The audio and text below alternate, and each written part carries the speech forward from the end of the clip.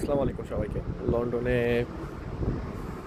আজকে হচ্ছে ১৬ রোজা। আর এই রোজার মধ্যে প্রত্যেকটা রোজায় এই প্রথম বাবা মাকে ছাড়া একা একা পালন করতেছি আপনার অশেষ রহমতে। তাও আবার ইফতারিটা করা হচ্ছে সম্পূর্ণটা লন্ডনের এখানে যে মসজিদগুলো আছে, মসজিদে বিশেষ করে আমি করতেছি আমার।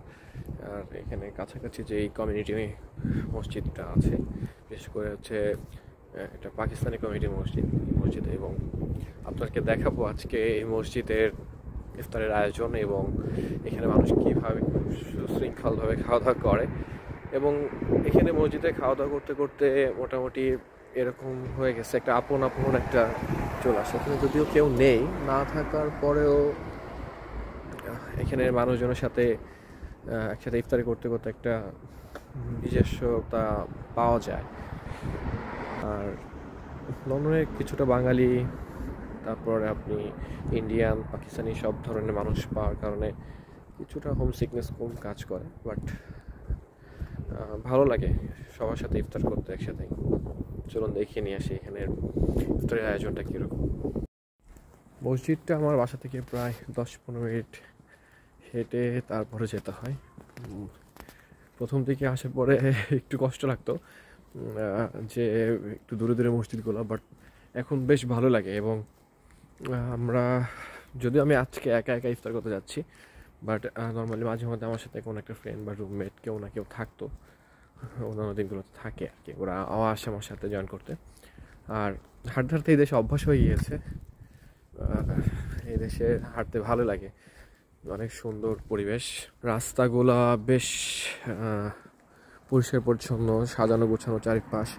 এবং বিশেষ করে লন্ডনে একটা বৈশিষ্ট্য আমার কাছে, এই ইস্ট লন্ডনে আমি যে পাশে থাকি, এই পাশে একটা সুন্দর বৈশিষ্ট্য হচ্ছে এই পাশের প্রত্যেকটা বাসা দেখবেন যে বাড়ির যে বাহিরের স্ট্রাকচার বা ডিজাইন, এটা কি সুন্দর। এবং প্রত্যেকটা বাড়ি প্রায় একই ক্যাটাগরির, এবং বাড়ির সামনে সুশৃঙ্খলভাবে যে কি সুন্দর করে গাড়িগুলো সাজিয়ে রেখেছে, দেখতে ভালো লাগে। এবং এখানকার বিশেষ করে আমাদের এই সাইডের মানুষগুলো হচ্ছে বেশিরভাগ মুসলিম বেশি, এই জন্য এখানে মসজিদ অনেক বেশি এবং পাকিস্তানি কমিউনিটি বেস এই সাইডটা আমার যেটা মনে হলো।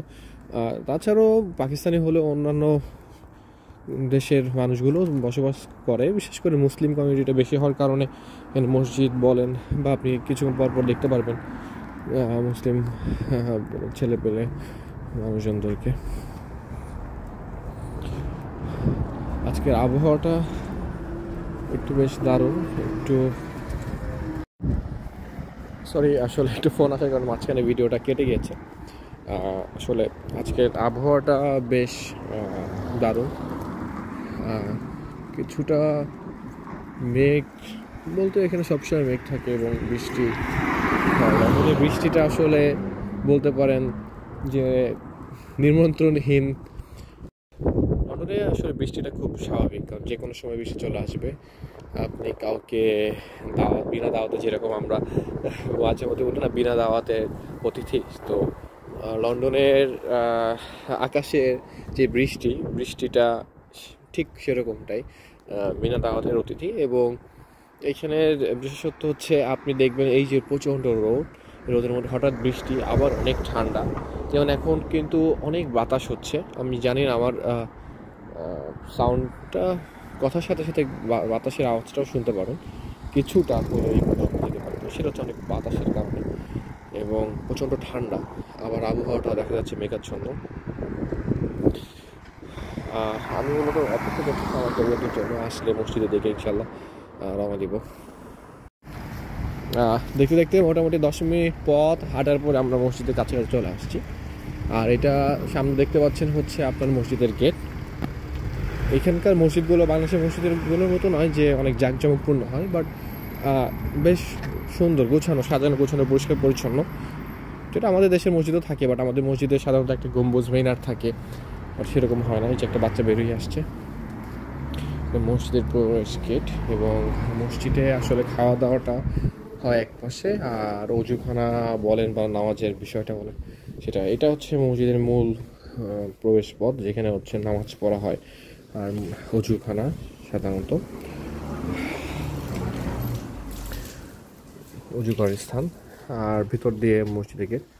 আর এই পাশটা হচ্ছে কমিউনিটি সেন্টার, যেখানে হচ্ছে আপনি সাধারণত বিবাহ বলেন বা যে কোনো আমাদের ধর্মীয় অনুষ্ঠানগুলো হয়ে থাকে এবং এগুলো ভাড়া দেওয়া হয়। তাছাড়াও এখন রমজান উপলক্ষে রমজানের যে ইফতারি প্রোগ্রামটা সেটা এখানে আয়োজন করা হচ্ছে ভিতরে প্রবেশ করার পর।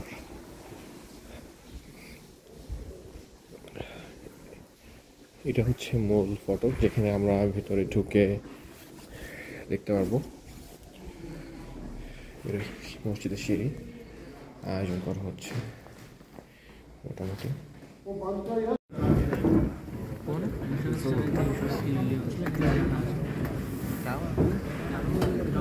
করে আল্লাহর রহমতে ইফতারি করে বের হয়ে গেলাম, সবাই বের হচ্ছে মসজিদ থেকে, যে যার মতো করে বের হয়ে সবাই যার যার বাসার দিকে যাচ্ছে, আমিও যাচ্ছি বাসার দিকে।